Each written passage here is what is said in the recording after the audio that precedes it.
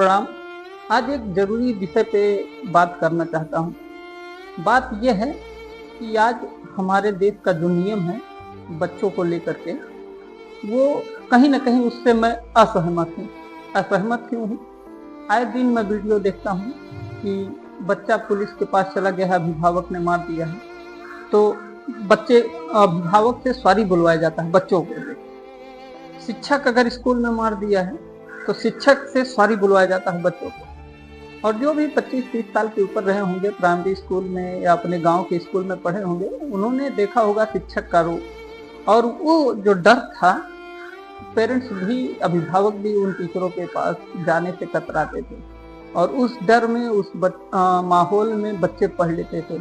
आज का जमाना पूरा गलत होता जा रहा है।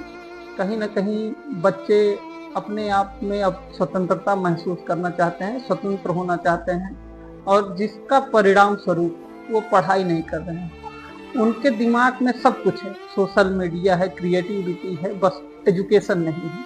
अगर हम ये बात कहते हैं कि बच्चे इस देश का भविष्य है, सुनहरा भविष्य है, तो फिर कहीं ना कहीं उस भविष्य को हम लोग एक डेंजर जोन में ला के खड़ा कर दिए हैं।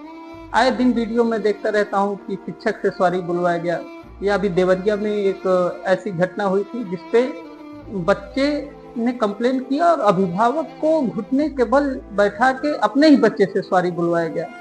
और हमारे वेदों में आप देखे होंगे, हमारी संस्कृति में जो दंड का प्रावधान है वो बहुत पहले से ही है। तो संस्कृति हमारी कहीं ना कहीं खतरे में है।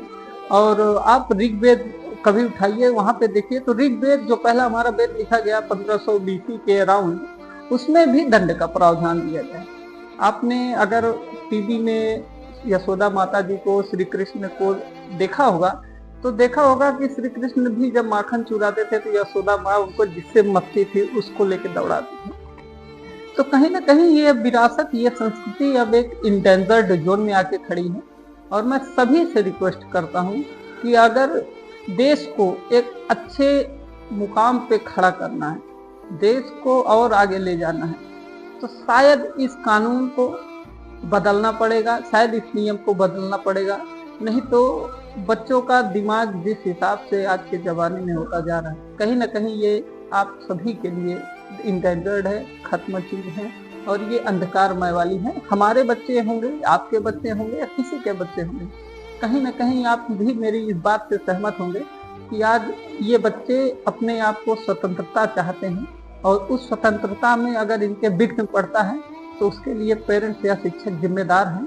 तो प्लीज़ हाथ जोड़ के सभी अभिभावकों से, सभी भारत देश के नागरिकों से ये मेरा एक निवेदन है कि अगर मेरी बात आपको समझ में आई हो और मेरी बात आपको सही लगी हो तो इस वीडियो को शेयर करिए और लोगों तक पहुंचाइए। और मैं तो ये चाहता हूँ कि ये कानून ही बदले, ये नियम ही बदले। दंड का प्रावधान जो हमारी संस्कृति में ऋग्वेद से लेके पुराण महाकाव्य में रहा है, वो आज भी होना चाहिए। और इस संस्कृति को बचाना भी जरूरी है। सब चीज़ों पे डिस्कस होता है, लेकिन मैंने कभी नहीं देखा है कि इन सब बातों पे संसद में, पार्लियामेंट में, या किसी भी नेता के द्वारा डिस्कशन हुआ हो, या कोई भी ऐसे। तो प्लीज़, एक आपको मेरी बात समझ में आई हो तो प्लीज़ इस वीडियो को शेयर करें।